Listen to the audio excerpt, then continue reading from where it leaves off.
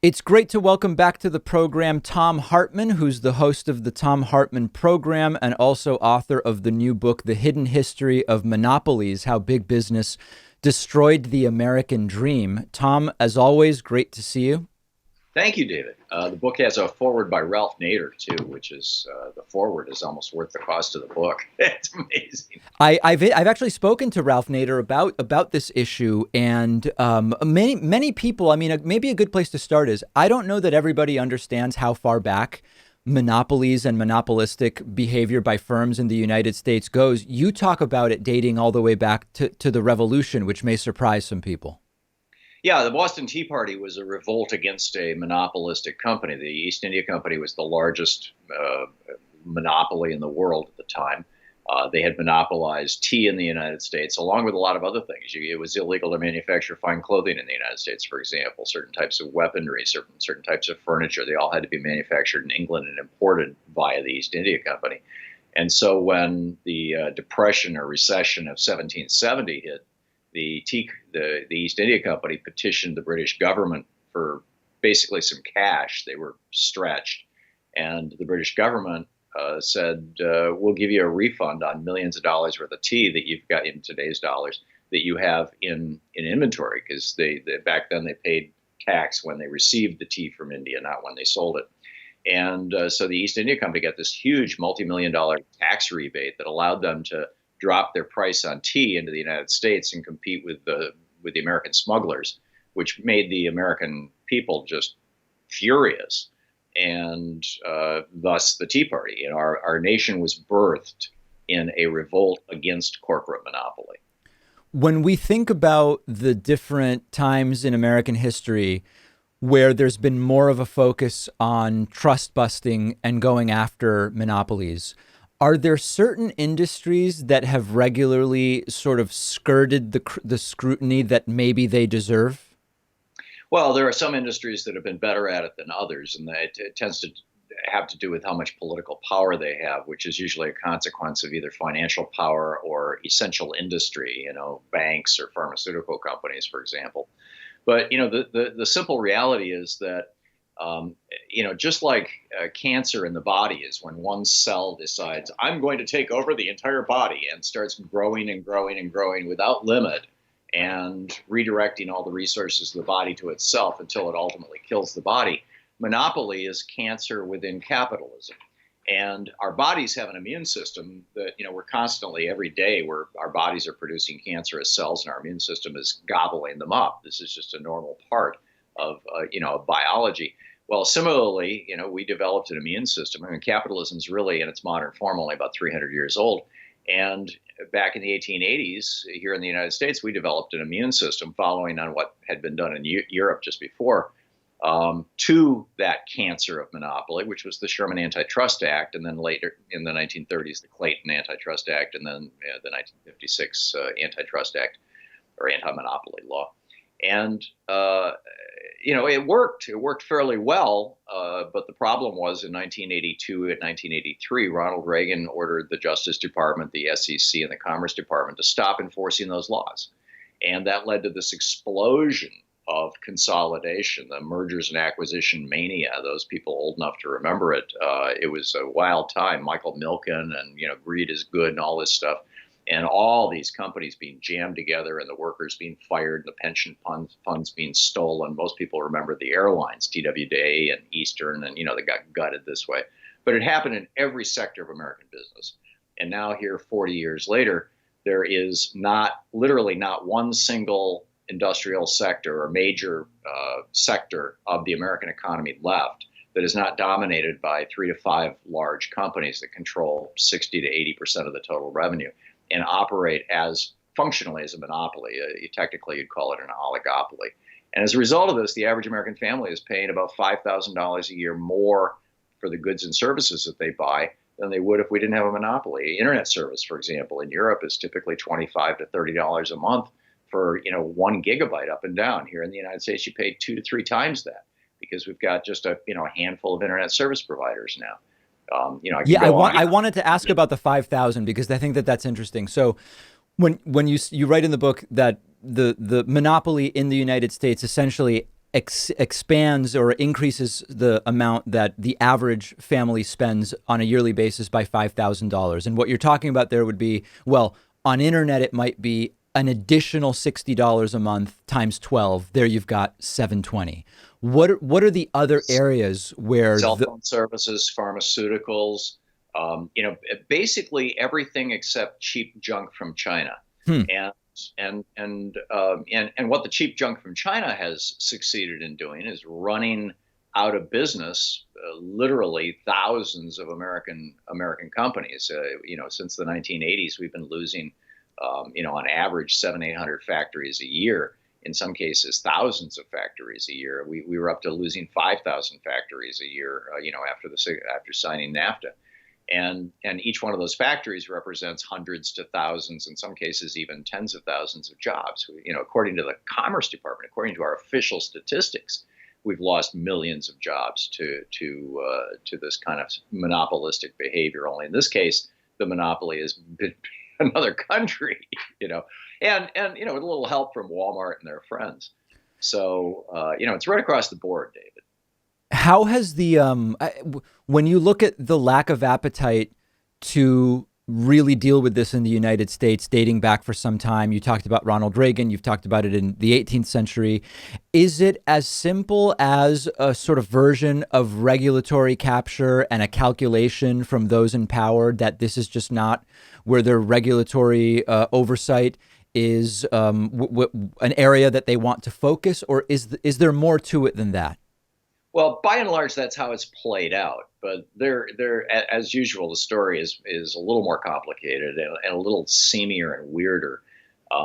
Back in the 1960s, Milton Friedman was teaching at the University of Chicago, was at the University of Chicago, and one of his students, Robert Bork, got all inflamed about this idea, all hair on fire about this idea that he had learned from Milton Friedman that we shouldn't.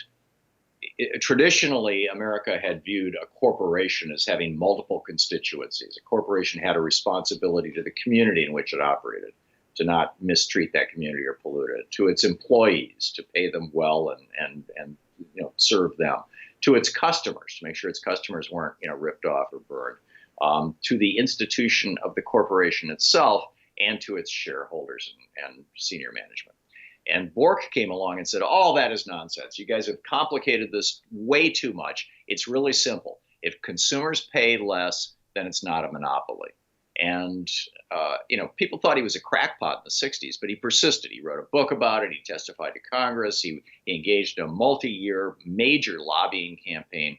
And by the time Reagan tried to put him on the Supreme Court, and we discovered that he not only was a crackpot, but also a racist and a homophobe, by that time, the Supreme Court in the 1970s, in a case called GTE Sylvania, had concluded that Bork was right, and that Reagan was right, and that we're going to set all this stuff aside, and we're only going to enforce the anti-monopoly laws based on whether prices are going up for consumers. Of course, since then, prices have gone up on consumers tremendously, but basically the enforcement was killed. So we're back right now where we were in 1900, and we're faced with a situation like the one that Teddy Roosevelt and William Howard Taft took on. Correct me if I'm wrong, but it seems that the coronavirus pandemic has really accelerated the consolidation of market share for the players that were already some of the biggest players. I mean, we're seeing with Amazon, Walmart, places that immediately scaled up, particularly those that use, if they're using these third-party Sprinter vans to deliver stuff, that is a sign, if you work backwards, that those are the players that are increasing market share. And I just don't know, we would need a total rethink of the economy to prevent that from naturally happening in a situation like the one we find ourselves in, right? I mean, from my perspective, what the virus exposed was that a bunch of the economy is significantly more fragile than what we like to believe on a day-to-day basis. And as soon as that became clear, those that were positioned to seize on the opportunity have done so. Yeah, I mean, the reason why so many AIDS patients died of Kaposi sarcoma, a cancer, is because their immune system had been shut down, and so cancer could grow in the body. The reason why monopoly has now seized America and our economy is being run by a couple hundred billionaires is because Ronald Reagan stripped away our immune system. He gave us the business equivalent of AIDS, and our country is suffering terribly for it. We've got to bring back that immune system. We've got to be pushing back against the cancer of monopoly. So what's the infrastructure that you think needs to be put in place? Is it as simple as just enforcing what is on the books, or do we actually need a new framework in which we are going to approach this issue? Well, as is so often the case with structural problems in modern America, so much of this goes back to the Supreme Court. My last book was all about that, or actually the book before last. And, between the court in 76 and 78, giving billionaires and corporations the right to own politicians and entire political parties and calling it free speech, combined with the GTE Sylvania case where the court re-understood explicit, monopoly laws. The anti-monopoly laws explicitly talk about these multiple constituencies and how you determine, everything. And the court just said, oh, we're going to ignore all that and go with Robert Bork. We need legislation that includes a court stripping provision, which I write about in my Supreme Court book, that overturns that Supreme Court decision and the ones that have followed, and that re-regulates American business in a way that prevents it from being cancerous. If you have the idea that if Joe Biden wins in November and puts somebody like Elizabeth Warren, who has spoken about the issue of monopoly as Secretary of Commerce, for example, or in some regulatory role, is it naive to think that that alone might make a difference? Like, is this just way bigger than that? I think that America is poised on the edge of the possibility of another great renewal. It seems like roughly every 80 years we go through a crisis, and then as we come out of the crisis on the back end, we experience a renewal explosion. You had the crisis of 1770, it led to the American Revolution. You had the crisis of the Civil War and the oligarchy in the South, and that led to the Civil War, but also led to all the changes, the post-Civil War changes, very positive changes. You had the great crash of 1929, the Republican Great Depression, that led to the New Deal and all those changes. A smaller crisis, the assassination of Jack Kennedy, led to Medicare, Medicaid, Civil Rights Act, Voting Rights Act, et cetera. And I think that the crisis of the Trump presidency and this giant grifter con job the billionaires have been running on us has set the stage for a renewal. The question is, number one, can we get a Democrat elected now, or has Trump so corrupted America's electoral systems that he's going to turn us into Trumpistan? And number two, if we do get a Democratic administration, whether they will have the vision and the boldness to go ahead.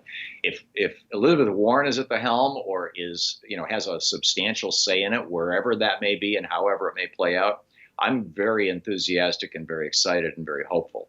If she gets marginalized and it becomes, basically a reinvention of the Clinton and Obama presidencies that were deeply in the pockets of large corporations, then I'm concerned. But that's a debate and a discussion we can have once we put our house is on fire right now. First, we have to put the fire out.